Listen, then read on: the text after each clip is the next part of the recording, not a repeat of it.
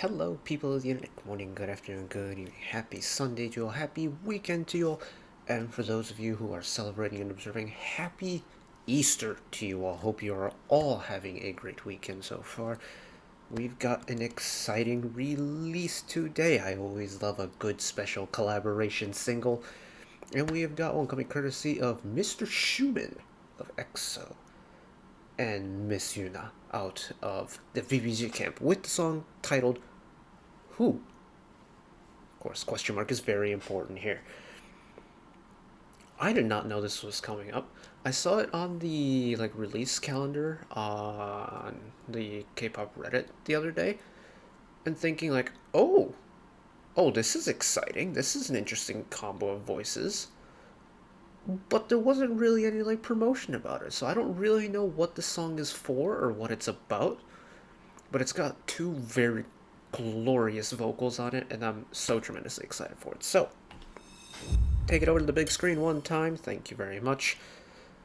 It was one of those digital releases where at the moment of recording there was no what do you call it? No MV for it. So we're back over to Zati Farani. Of course, the ever reliable Zati Farani when it comes to the lyric video department. Having said that, my brain doesn't really take in lyrics on first listen, so apologies if I do miss something important, but I'm ready to get lost in the glorious vocals. So, here we go.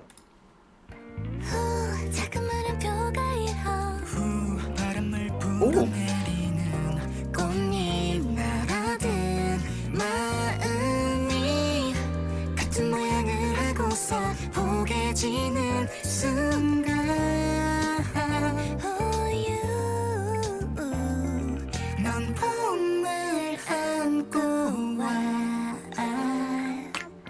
I like that octave split.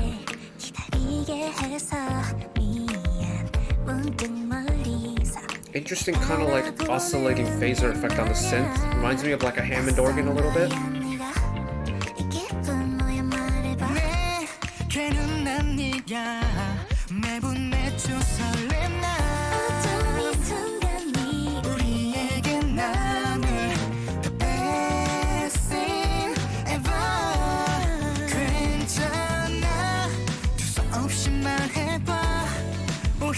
Oh, that was such a subtle switch into the major. And we're back into the minor?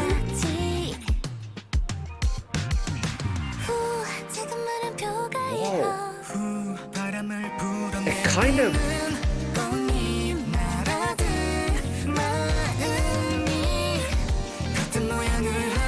I like this. I like the variation between the octave displacement and the harmonies.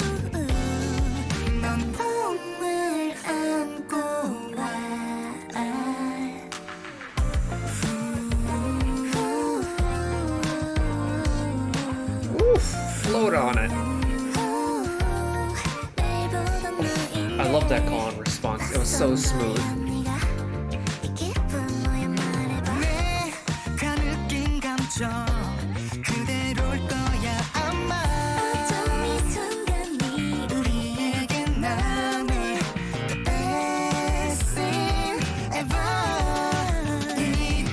Yeah, that is such an interesting switch into the major key here. Because all of a sudden it sounds really bright, but no more.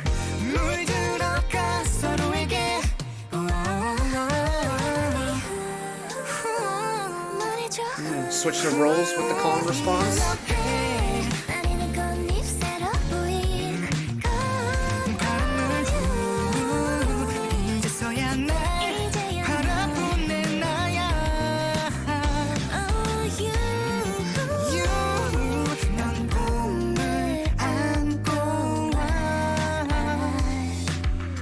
That was cool. Have a descending top line and an ascending lower line kind of meet in the middle. That was really slick.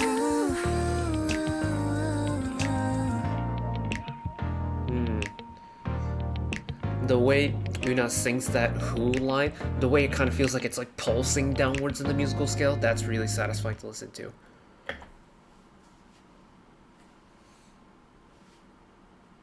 Well then.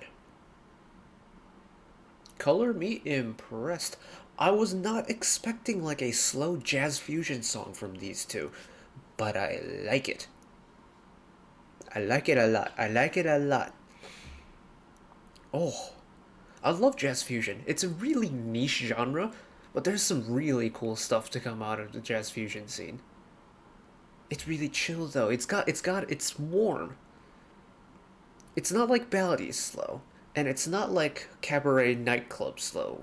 Like dim lights, fancy dinner kind of slow. No, no, it's still bright. It's still got that kind of like springtime vibe to it. But it's not quick. It's a nice gentle breeze where you can imagine like cherry blossoms like very gently floating in the breeze down from the trees to the ground. That kind of vibe. Oh. But let's talk about the song properly. I want to talk about this pre-chorus going into the chorus and the way the mood of the song changes. Let me explain. If I can find it. This is going to take an eternity to find.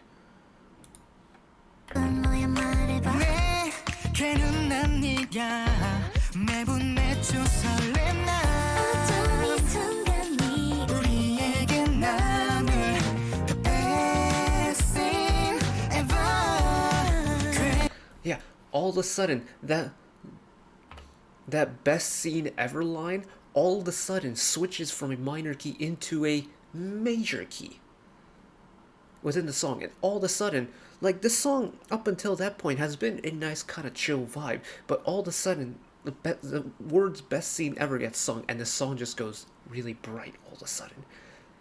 That is the difference that major and minor keys have.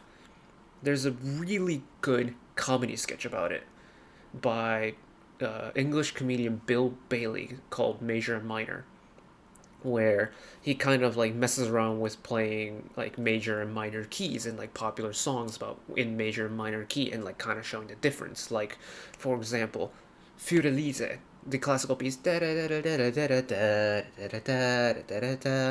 is a minor song, but all of a sudden you play it in a major key and it sounds like a German like farming song. The whole skit about it, you know what? I'll put it up there for your viewing pleasure. It's hilarious. I love it. As a music nerd, I love that comedy sketch. But it is that premise of this song kind of has like this laid back vibe to it, but as soon as it goes major, it goes really bright.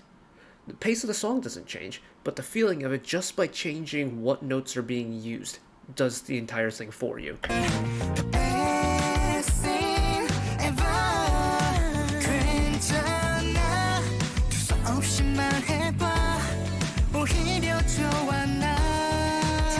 It was bright up until, oh, we're back into this minor key now.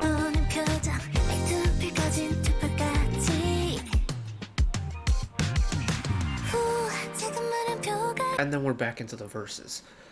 That chorus it's such a subtle change. Changing from major to minor literally is one note. Like, if I were to sing C major, do re mi fa sol la si do da da da da da da da da da da da.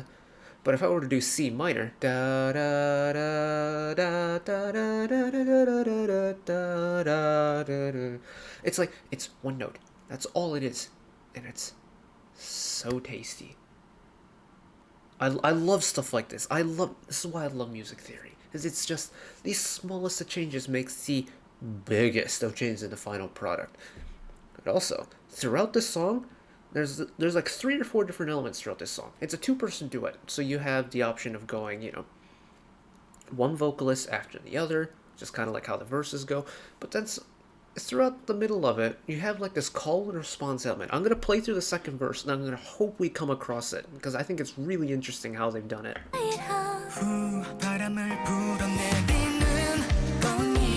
Again, there it's like Eunha starts, Xiumin, call and response, and then do it together. The harmonies are in unison, or in octaves. Back to Eunha solo. Unison.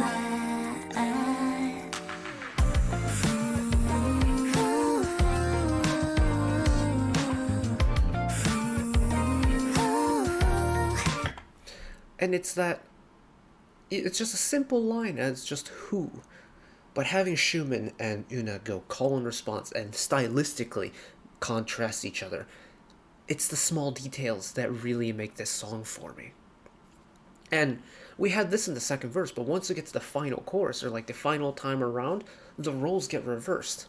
Yuna gets the lead in, and then Xiumin gets the chance to do little vocal runs and things like that. I like this. I like this one a lot. It just feels nice to listen to. Like, it's, for me as someone who grew up like learning classical music, or like more classical music, my brain is like mostly ingrained in more classical music styles, which is perfectly fine. I've also listened to hundreds, if not thousands, of like pop songs in my life. That's probably fine too. There's a very big stylistic difference between the two. But one thing that is common between the two is the element of music theory and how much you can kind of manipulate your knowledge about music theory and take concepts of musical composition and just spice it up a little bit. Like, this song could have been entirely in the minor key and it would have been fine. But the fact that they just decide to sporadically sprinkle in a little bit of major here and there, have a little call and response, like change the little vocal motifs here and there, switch up the roles of the duet performers, it's like, oh. The overall package is tremendous. I love their voices together. I think they fit surprisingly well. Because I'm not very familiar with Xiumin's music at this point. Having said that, though, it's the little details about this song that make it really stand out for me. And I know I've said that before, but I can't emphasize it enough. It's just, oh, that was cool. That was a fun time. But anyways, that's it for me today. Thank you all for watching. If you did enjoy and want to see more, channel icon is up there. You can find the back catalog of stuff watched in the past. Drop a subscription if you want to keep up to date with whenever I upload new videos. And if you want to watch another video of mine right away, YouTube recommends you watch that video down there. And until next time, have a good Easter, and I'll see you in the next one. Bye-bye.